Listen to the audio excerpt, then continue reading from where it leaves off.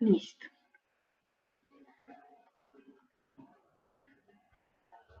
Bueno, entonces, pues para hablar del síndrome de hipo e hiperventilación debemos tener los conceptos claros frente a la fisiología de la respiración. La respiración es la responsable de proporcionar pues el suficiente oxígeno para el metabolismo y para la eliminación del dióxido de carbono. Esto va a ocurrir mediante la ventilación pulmonar, que es un equilibrio entre la captación de oxígeno por los pulmones y la producción de dióxido de carbono. El PO2, que sería la presión parcial de oxígeno, y el PCO2, que sería la presión parcial de dióxido de carbono. Tiene un gradiente de presión mayor, la PO2, ya que la PCO2 se difunde fácilmente a través de un ambiente acuoso.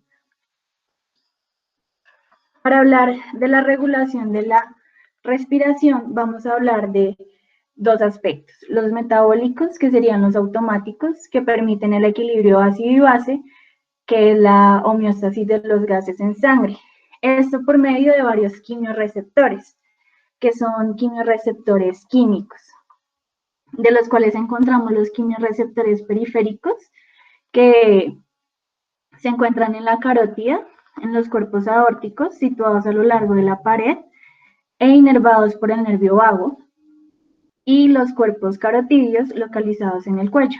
Son especialmente sensibles a cambio en PO2, en el PCO2 y en hidrógeno en plasma. Los quimiorreceptores centrales, que se encuentran en el cerebro a nivel vulvar y son sensibles a los cambios también de PCO2, de bicarbonato y de hidrógeno en el líquido cefalorraquídeo debido a la difusión a través de las membranas celulares. Y los mecanorreceptores broncopulmonares, que vamos a hablar de ellos más adelante. Los conductuales, que serían los voluntarios. El propósito principal no es el intercambio de gases, sino funciones como cantar, hablar, y aquí encontramos el músculo, la pared torácica, las vías respiratorias y los pulmones. Bueno, eso ya lo dije, los receptores químicos. Entonces debemos ver en la fisiología que tenemos el centro respiratorio y vamos a tener diferentes puntos en los cuales nosotros debemos enfocarnos para saber cómo funciona la respiración. Entonces, en la médula nosotros tenemos los grupos respiratorios dorsales, que están ahí las neuronas inspiratorias. El grupo respiratorio ventral, que encontramos las neuronas inspiratorias y expiratorias.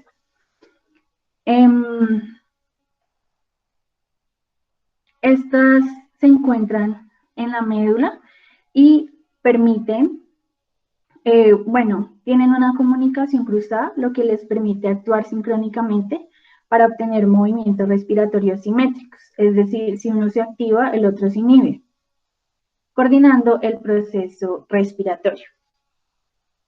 En la espina dorsal encontramos el nervio frénico y los nervios intercostales, que transmiten órdenes motoras al diafragma y a los músculos intercostales, que provocan la contracción, que es el estímulo, y la relajación sin estímulo.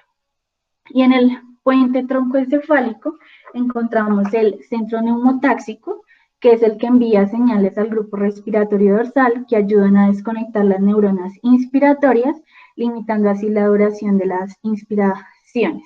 Y el centro apneumático, que impide la desconexión de estas mismas neuronas, las inspiratorias. Listo. Acá podemos encontrar las localizaciones de las áreas anteriormente descritas, por ejemplo, la área expiratoria, el área inspiratoria, en la médula oblonga, el cordón espinal.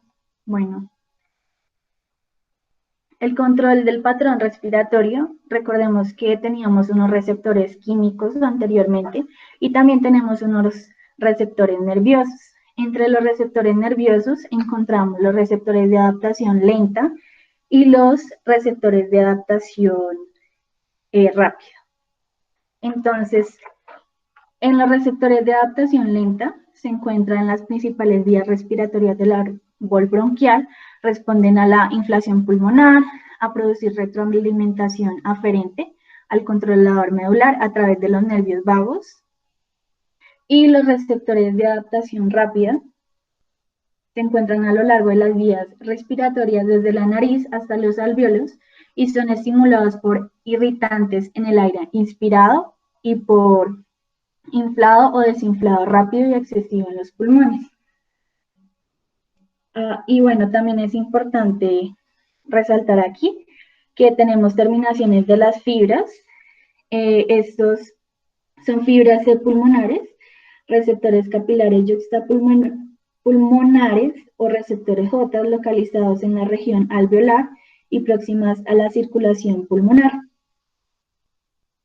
Y ambas tienen función nociceptiva y son estimuladas por lesiones pulmonares, llenado pulmonar excesivo o congestión vascular pulmonar aguda o agentes químicos.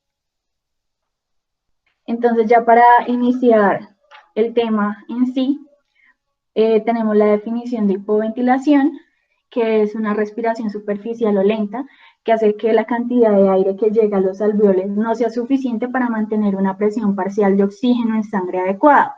Recordemos que nosotros hablábamos de que la respiración tiene un equilibrio entre lo que entra, que es el oxígeno, y entre lo que sale, que sería el dióxido de carbono. Entonces aquí habría una disminución del oxígeno.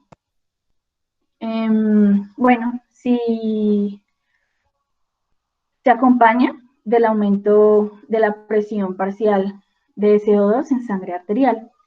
Y bueno, es un trastorno de la fisiología respiratoria que en diversas situaciones patológicas conducen a hipoventilación alveolar. Entonces, la PCO2 en la hipoventilación excede el límite superior normal, que sería de 30 a 40 milímetros de mercurio, y ya ahí hablaríamos de hipoventilación, que es un defecto metabólico o conductual, según lo que ya hemos visto. Entonces, en la fisiopatología nosotros vamos a tener diferentes puntos en los cuales vamos a centrar nuestra atención para hacer como un diagnóstico diferencial y saber qué ocurre en cada sitio y poder así enfocar de una manera correcta al paciente. Entonces, tenemos primero el sistema nervioso central. Aquí encontramos el bulbo, la protuberancia, la corteza cerebral, y pues no voy a hablar otra vez de lo que dije anteriormente, pero entonces, ¿qué me afecta el centro de regulación en el sistema nervioso central?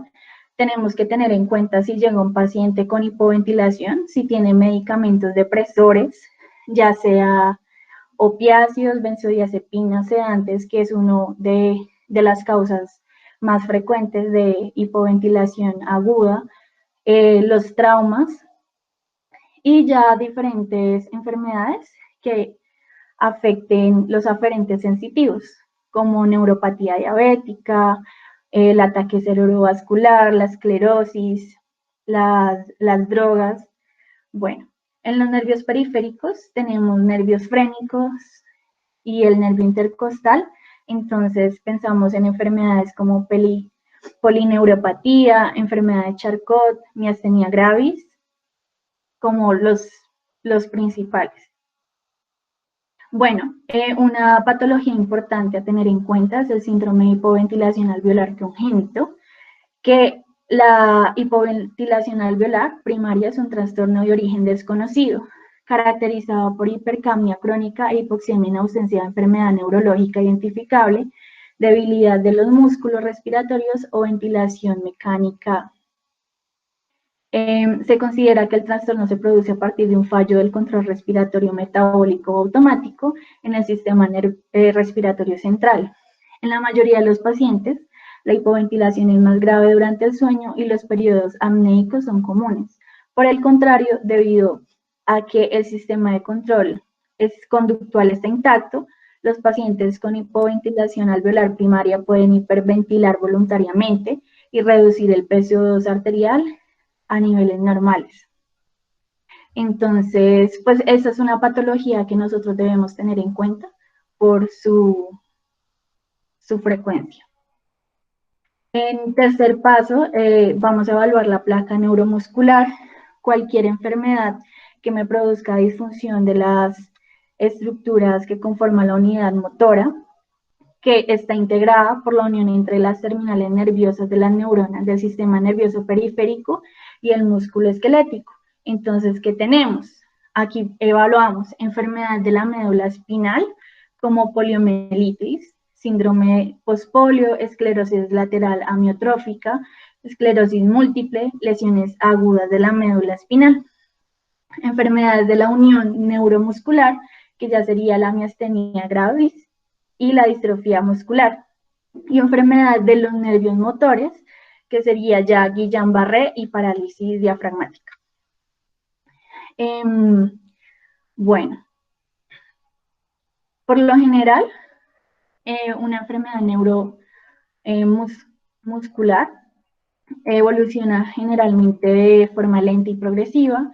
La disminución de la masa muscular funcional es característica de las enfermedades que se deben a cambios degenerativos.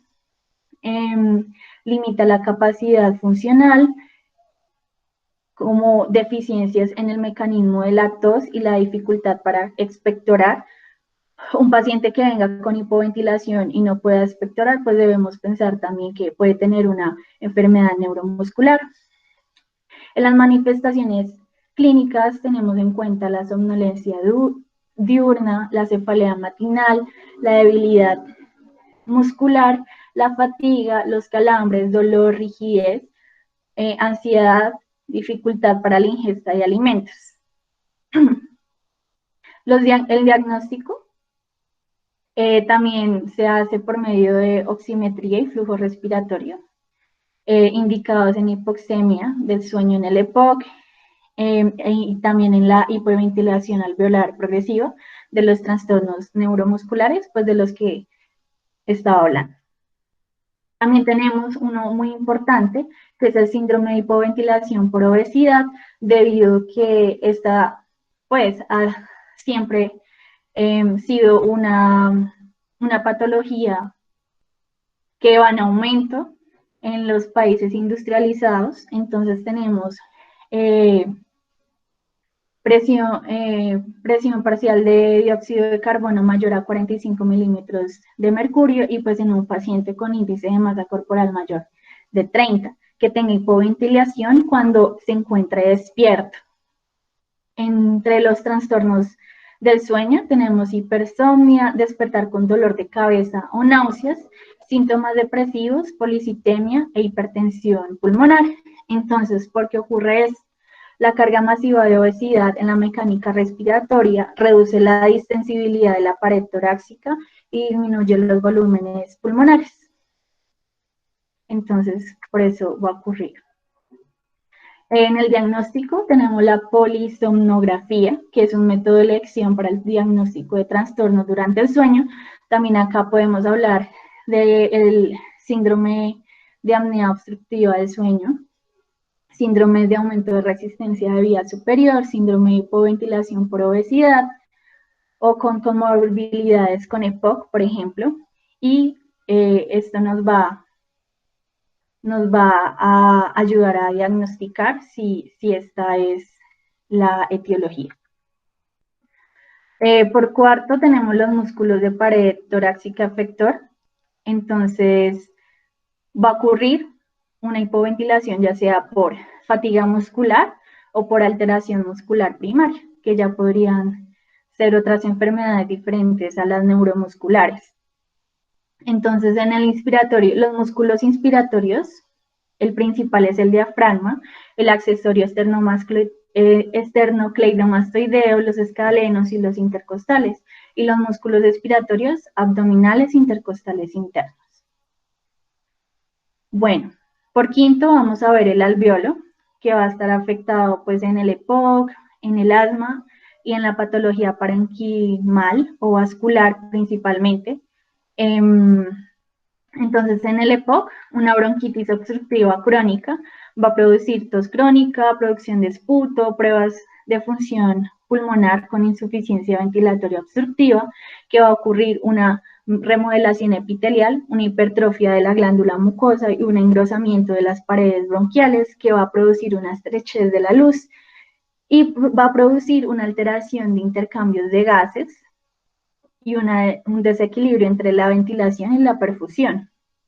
También en el enfisema pulmonar encontramos inflamación de los bronquiolos, se borran los tabiques adyacentes, desarrollando un patrón centrolobular y produciendo una reducción del área de superficie alveolar y lecho capilar, que va a producir una pérdida del retroceso elástico pulmonar. En el asma, entonces va a haber una hipoventilación crónica y pues tiende a empeorar en pacientes con obesidad graves, con SAOS o con EPOC, y la obstrucción es reversible y puede producir una hipoventilación aguda o lo que conocemos como exacerbaciones asmáticas. En la patología parenquimal o vascular es cualquier trastorno del sistema respiratorio que aumente el valor absoluto del espacio muerto.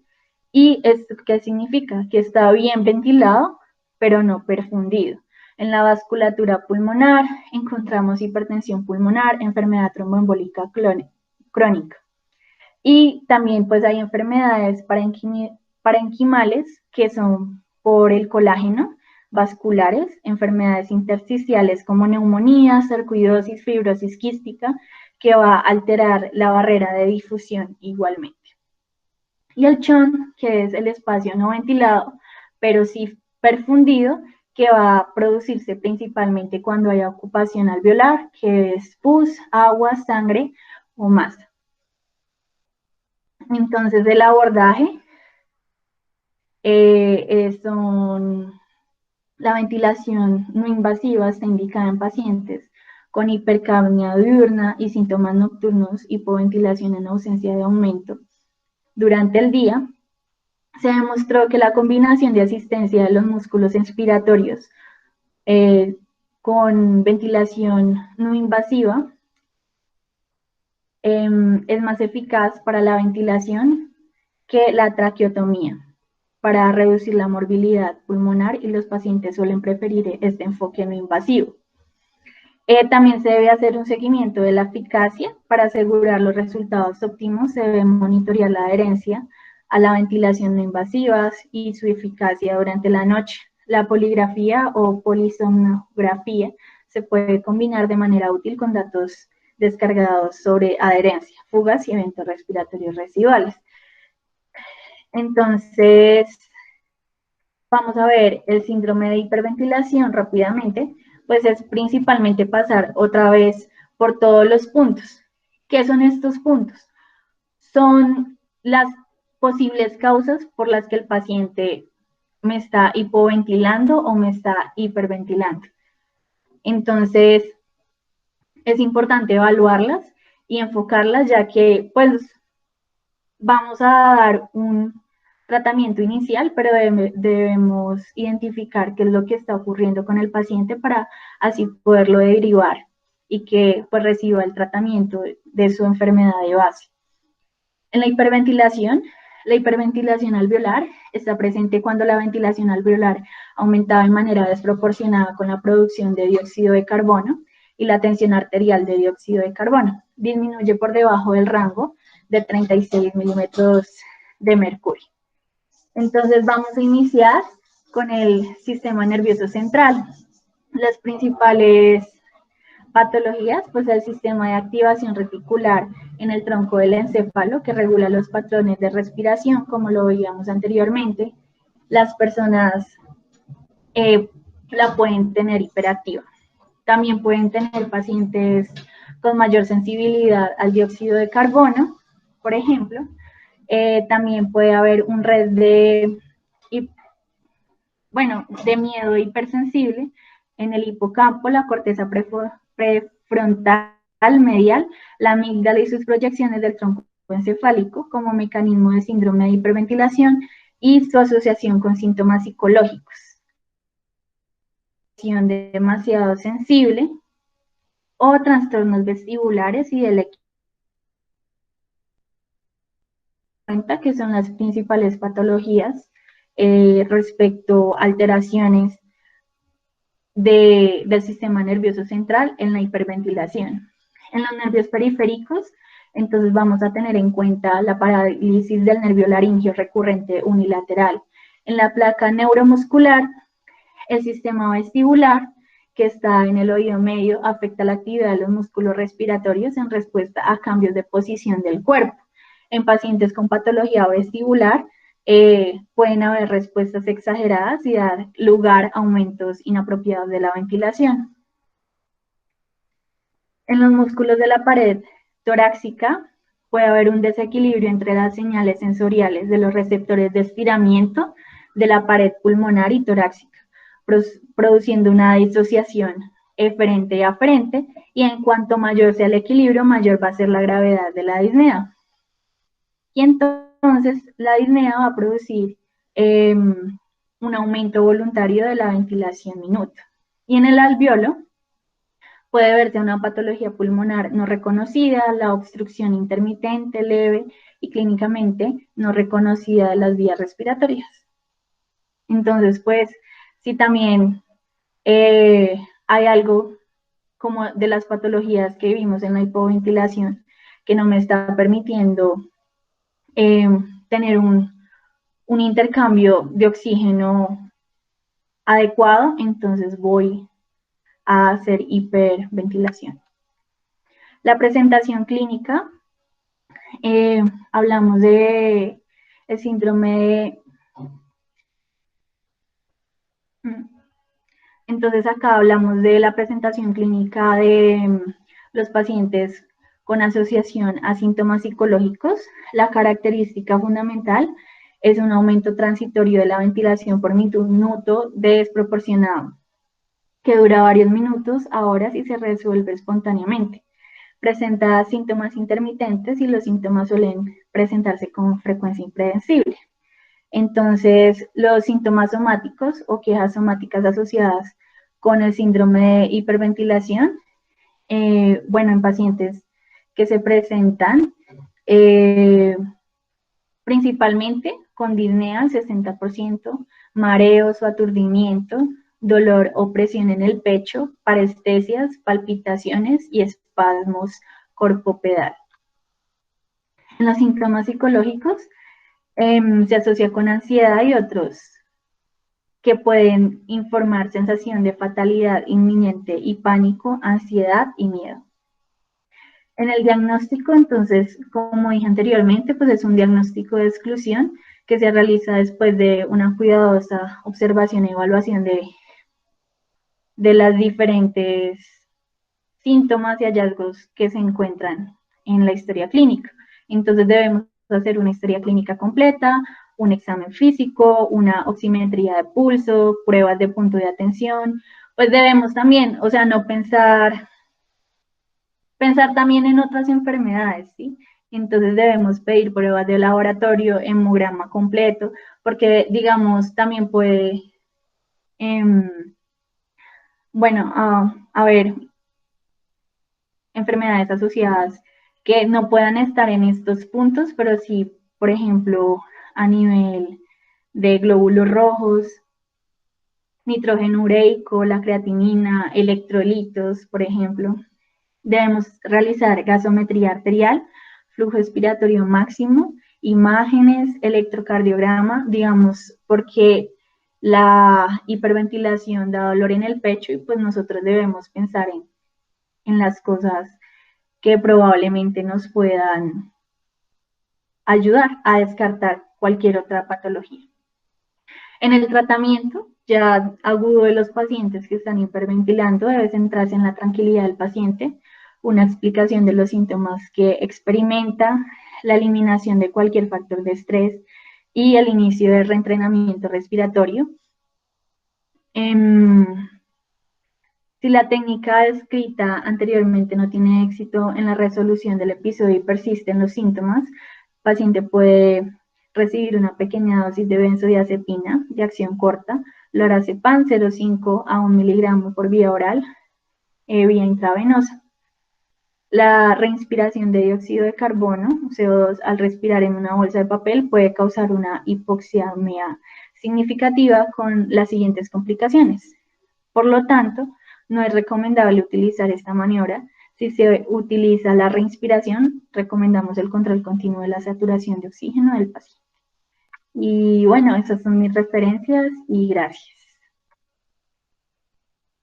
Doy paso para que el doctor Andrés de pronto quiera aclarar algunas cosas o inquietudes que tengan. Sí, claro. Pues muy bien de la parte, doctora Linda, la parte de la explicación de la fisiología. Digamos que eso es como lo más importante a recalcar en todas las enfermedades que hay, que abordan tanto los síndromes de hiperventilación. Sobre todo los de hipoventilación, digamos, los de hiperventilación no son tan comunes, son defectos generalmente asociados a enfermedades o defectos de las vías quimiosensitivas que ya tú has descrito, pero los de hipoventilación sí son los más grandes, los que vemos en el día a día. Y digamos, porque es importante saber toda la fisiología o todo lo que has hablado tú en este momento. Em, digamos que eso tiene que ver porque tú tienes que clasificar los síndromes que se asocian a hipoventilación alveolar crónica. No es lo mismo tratar de manejar un paciente que tiene una apnea obstructiva del sueño, que requiere un CPAP, pero ¿por qué va a requerir ese CPAP que un paciente con EPOC o que un paciente que llega con un desorden neuromuscular? Como un paciente que llega con un Guillain-Barré, que en esta época de COVID, pues han llegado más pacientes que se asocian a síndrome de Guillain-Barré o síndromes de debilidad por COVID, probablemente con esa asociación. Entonces, siempre recordar los centros de la respiración, los núcleos respiratorios, toda la parte del tallo cerebral y dónde están ubicados, porque, digamos, qué pasa en un paciente que tiene un ACV talámico y por qué es que se compromete la respiración, por qué es que entran en falla respiratoria, pues porque está siendo aturdida esa parte del tallo cerebral, ¿no? Controlar la respiración pues va a depender totalmente de la ventilación mecánica. Lo mismo pasa con los pacientes que tienen miastenia gravis o Guillain-Barré. Las dos son por dos cosas totalmente diferentes, pero van a afectar los músculos respiratorios.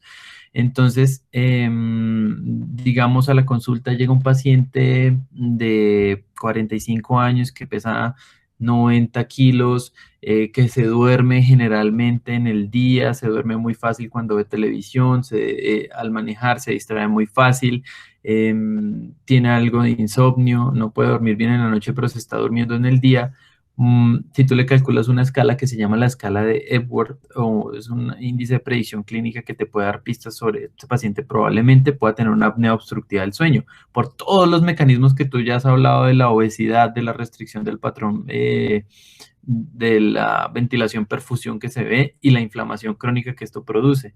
Entonces, pues este paciente, ¿qué va a necesitar? Esos niveles altos de PCO2 solo van a ser reducidos mediante una presión positiva de lo que su propia obesidad no le deja introducir el aire o el recambio de gases al sistema respiratorio, ¿sí? Un paciente que, digamos, llega con un Guillain-Barré, que el problema se produce es por autoanticuerpos que se producen contra los oligodendrocitos y toda esta parte glial, ellos llegan es con debilidad, es una debilidad que conocemos todos clásicamente como una debilidad en guante o en bota, que empieza con disminución de la distal y va siendo progresiva hacia proximal, o sea en pies o sea en manos. Y el paciente después dice que tiene disnea, que tiene dificultad para tragar, para consumir los alimentos, que es una disfagia para sólidos, que luego puede ser disfagia para líquidos. Entonces, ¿por qué es importante mencionar esa parte que tú acabas de decir de los músculos respiratorios también? Eso los evaluamos en los pacientes que llegan con Guillain-Barré. Un ejemplo claro es el paciente que lleva 2 semanas y que en las últimas 2 semanas siente que le tiene cosquilleo en las manos, viene con debilidad en manos y pies, así, es una sensibilidad descrita como unas parestesias, empieza a perder la habilidad, va progresando y luego empieza con dificultad para respirar y parálisis de los músculos faciales y dificultad para tragar los alimentos. Pues es un paciente que probablemente sí tenga un síndrome de debilidad por Guillain-Barré. ¿Y cuál es el riesgo de estos pacientes cuando llegan a urgencias y que nos puede llegar a todos en el momento? Es determinar qué probabilidad tiene ese paciente de que me vaya a entrar en una falla ventilatoria, dado que pues, sus músculos respiratorios no están funcionando bien porque los quimiorreceptores químicos centrales pues, están alterados.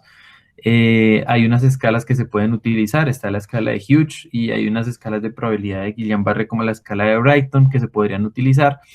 ¿Y por qué es importante esto? Porque si el paciente me da una escala, si me da un riesgo alto, es un paciente que yo rápidamente tengo que mandar a la unidad de cuidados intensivos porque el paciente en poco tiempo puede progresar a falla ventilatoria y requerir ventilación mecánica invasiva. Ya lo del tratamiento o la ventilación mecánica invasiva en este tipo de pacientes pues va a ser tema de discusión de otro momento, pero sí es muy importante recordar todo lo que acabas de decir y organizarlo así precisamente por cada uno de las funciones, desórdenes de la unión del quimiosensitivos, desórdenes integrativos del,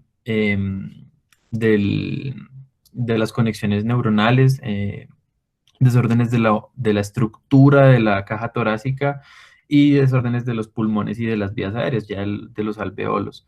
No sé si alguien tenga una pregunta sobre alguno de los conceptos o algo de lo que se ha dicho.